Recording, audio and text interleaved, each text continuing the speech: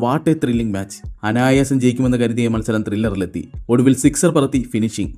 അയാളൊരു മാന്ത്രികനാണ്. തന്റെ ടീം പ്രതിസന്ധി നേരിടുമ്പോൾ കളമറിഞ്ഞ് കളിക്കുന്ന പടത്തലവൻ, the chasing king Virat Kohli.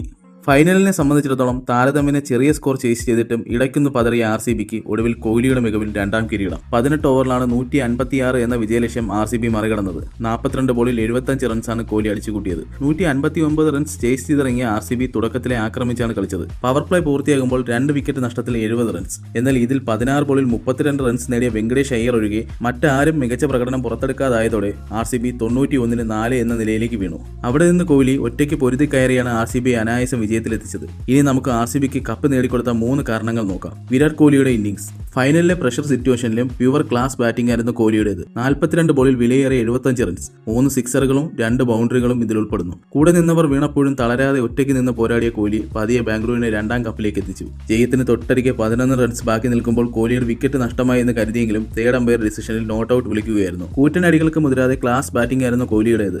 ഈ സീസണിൽ കോഹ്ലി 675 റൺസാണ് അടിച്ചുകൂട്ടിയത്. തീപ്പൊരി ബൗളിംഗ്. ഒരു പരിധിവരെ RCBയുടെ ഫൈനൽ പ്രഷർ കുറച്ചത് ബൗളർമാരാണ്. കൃത്യമായ ഇടവേളകളിൽ വിക്കറ്റിട്ട് ഗുജറാത്തിനെ പ്രതിരോധത്തിലാക്കുന്നതിൽ അവർ വിജയിച്ചു. നിലയുറപ്പിച്ചാൽ അപകടകാരികളാകുന്ന ഗിൽ, സായി സുദർശൻ കൂട്ടുകെട്ടിനെ തുടക്കത്തിലെ കൂടാരം കയറ്റി ഇവർ. 8 ബോളിൽ 10 റൺസ് നേടിയ ഗില്ലിനെ ഹേസൽവുഡ് തിരികെ അയക്കുമ്പോൾ GT സ്കോർ 22-1. തൊട്ടടുത്ത ഓവറിൽ ടീം സ്കോർ 26 നിൽക്കെ 12 റൺസ് നേടിയ സായി സുദർശനെ ഭുവനേശ്വർ കുമാറും മടക്കി.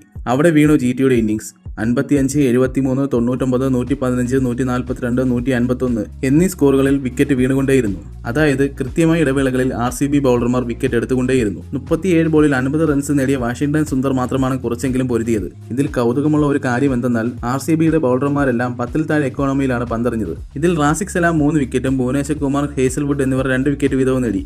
വെടിക്കെട്ട് ഓപ്പണിംഗ്. തുടരെ വിക്കറ്റുകൾ പോയിട്ടും RCBയുടെ പ്രഷർ സിറ്റുവേഷൻ ഒഴിവാക്കിയത് ഓപ്പണിംഗ് കൂട്ടുകെട്ടിൽ വെങ്കടേഷ് അയ്യരും കോഹ്ലിയും ചേർന്ന് അടിച്ചുകൂട്ടിയ സ്കോറാണ്. 4.3 ഓവറിൽ വെങ്കടേഷ് അയ്യർ ഔട്ടാകുമ്പോൾ ടീം ടോട്ടൽ 62-ൽ എത്തിയിരുന്നു. അതായത് 27 പന്തിൽ അടിച്ചുകൂട്ടിയത് 62 റൺസ് എന്നർത്ഥം. ഇതിൽ രണ്ടാമത്തെ ഓവറിൽ സ്റ്റാർ ബൗളർ റബാഡയ്ക്കെതിരെ അടിച്ചത് 18 റൺസ്. ഇവിടെ നിന്ന് കളി കയ്യിലെടുത്ത RCB കോഹ്ലിയുടെ മികവിൽ കപ്പ് തൂക്കുകയായിരുന്നു. ആദ്യം ബാറ്റ് ചെയ്ത ഗുജറാത്ത് ടൈറ്റൻസിന് തുടക്കം തന്നെ വലിയ തിരിച്ചടിയാണ് നേരിട്ടത്. സ്കോർ 22 നിൽക്കെ ആദ്യ വിക്കറ്റ്, അത് നായകൻ ഗില്ലിന്റെ.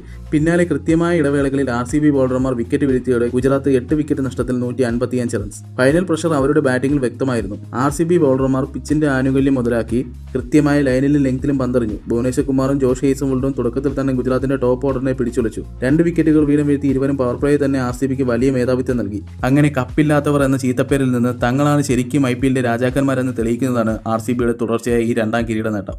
ഇതിനെല്ലാം പുറമെ കൃത്യമായ ആധിപത്യമാണ് RCB ഈ ടൂർണമെന്റിൽ ഉടനീളം കാഴ്ചവെച്ചത്. പോയിന്റ് ടേബിൾ ടോപ്പർമാരായ പ്ലേ ഓഫിലെത്തി. ക്വാളിഫയർ 1-ൽ വൻ മാർജിനിൽ ഗുജറാത്തിനെ തോപ്പിച്ച് ഫൈനലിലെത്തി. ഇപ്പോഴത്തെ അതേ ഗുജറാത്തിനെ തന്നെ ഫൈനലിൽ തോപ്പിച്ച് 2ാം കിരീടവും RCB തൂക്കി.